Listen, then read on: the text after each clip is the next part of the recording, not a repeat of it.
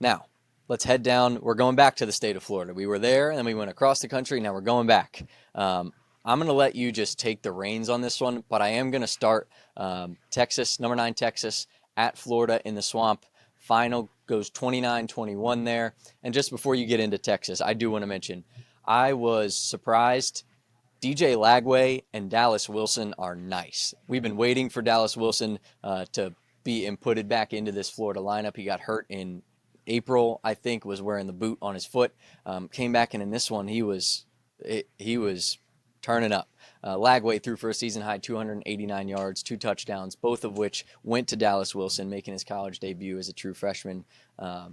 Lagway looked better, I thought, than he did in their first 4 games by a lot, and I think it was because of Wilson. The Tampa kid showed super speed, great hands, and he was by far the most physical receiver on that side of the ball for the Gators. Had the 55-yard touchdown late in the third quarter, super impressive. 6 catches, 111 yards, best debut for a freshman receiver in the history of Florida football.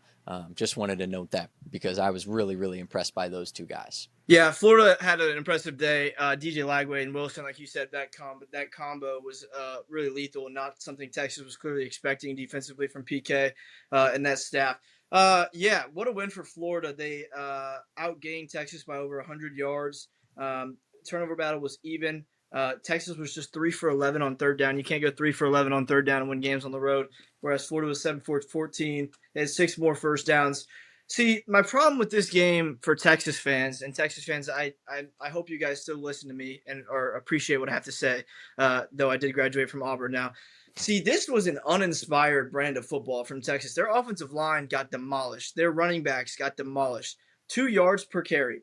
If Texas went to at Ohio State and averaged 4.5, almost 5 yards a carry. Where was that offensive line at? This was a team that just looks like they just gave up in the trenches, offensively and defensively. They got bullied in the trenches, and if you don't win in the trenches, you don't win the trench warfare, you lose the battle. I was really disappointed. Sark and staff, they've got to really figure out what's wrong with Texas because also penalties. Texas consistently always has more penalties than the other team. This is an undisciplined, lackluster brand of football Texas is playing right now, and I don't know what the answer is. And I'm not going to say it's benching Arch Manning because I don't ever believe in benching a quarterback. I don't think that solves your problems A1 quickly like people like to think. But there's a massive problem with Texas right now. And between Arch, between that offensive line, between that running back unit, between that whole Texas offense, something's not clicking and Texas has got to figure it out quick or their season is far from over, right? Like there's still plenty of ground to make up. They go play a top 5 OU team this week, right? So there's plenty of ground to be made up. But Texas has got to figure it out quick, and I mean quick, because if they don't figure it out, they're going to go into the Red River this weekend, and they're going to get demolished if they play the way they played against Florida. Glaring thing for Texas for me was very little consistency. And similar to Penn State, they had a shot at the end of the game to win it. The penalty gives them new life at the end, but an incompletion, 2 sacks of Arch Manning, the helmet coming off the backup quarterback came in for the one play and made something shake there. But I thought Arch felt hurried. He felt harassed kind of all game. I think credit to Florida's defensive line on that one. They did dominate in the trenches. The Texas O-line really didn't have answers. 6 sacks for the game. But I will say, Arch, the kid competes, and I think there's something to say for that. I know he'll probably get a lot of flack this week, but he really does compete. Remind you, like they were down 22-7, and they came all the way back to make this a game. And I did think there was missed opportunities in the past game, but I think that was mainly due to the pressure that Florida was applying. First 2 interception game of Arch Manning's career.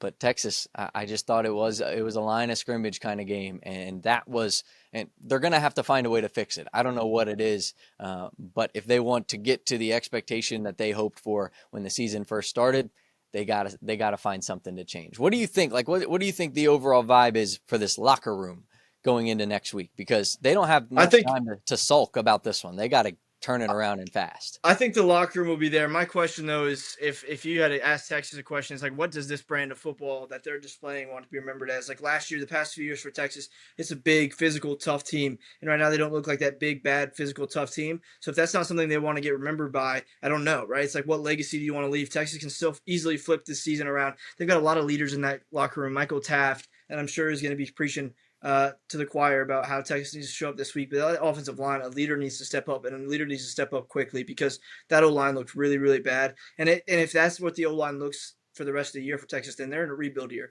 They are starting 4 new guys at offensive line, which is always really hard. That's a lack of chemistry. You know how you know football, or you know how I think about football, and returning starters on offensive line is one of the biggest things I do when I do my preseason rankings. If you return a lot of offensive linemen, I'm usually pretty high up on you. Now, Texas returned only 1 guy on their offensive line, but they have a unit of talent. So it's not like there's not talent there. It's just they need to gel. They need to mold together. If there was a message, I think the message for Michael Taff and what they're going to go is everything they want is still right in front of them. They just have to go get it.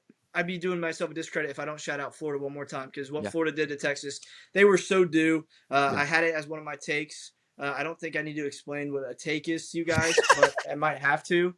So a take, yes, a take is not a prediction, but a take is still something that could happen in the moment. I could see it happening. Is it supposed to happen? Is it a prediction? No, it's a take. I picked Florida to win this game because I did not trust Texas in the trenches, and that was proven to me pretty surely when they rushed for 2 yards a carry and only 52 yards. I mean, that's embarrassing football for Texas if you're a Texas fan. That was an embarrassing loss, and they still had a chance to win, which what does that really show? Is that Texas team still really talented when they can play that bad of a ball game and still almost win on the road in Gainesville? See, there's a lot of different ways to look at this game, but right now that was a bad, uninspired brand of football that they played against Florida. But shout out Florida. Florida played really well and lived up to the moment.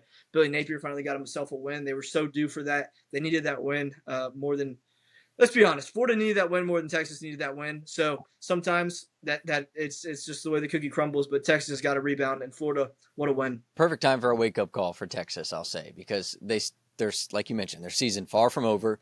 Plus, you have plenty of chances to get back in the win column against really good teams. Florida absolutely needed this one. The heater on Billy Napier's seat gets cooler just a little bit, I think, with this win at home. And for Lagway, I'm sure having a receiver like Wilson is a massive sigh of relief, because their defense, we know what it is. We've been excited to see their defense in action, but their offense has been a brutal watch, just a brutal watch. But Wilson, Lagway called him a specimen, being a specimen, I think really gave Lagway some freedom, felt like he could get loose a little bit. Plus, I think they had that it's us against the world kind of mentality, having dropped 3 games already. 457 yards of total offense, 50% on third down, 10 more minutes of possession. That'll win you a game, especially when your pass rush plays up to par like Florida's did yesterday.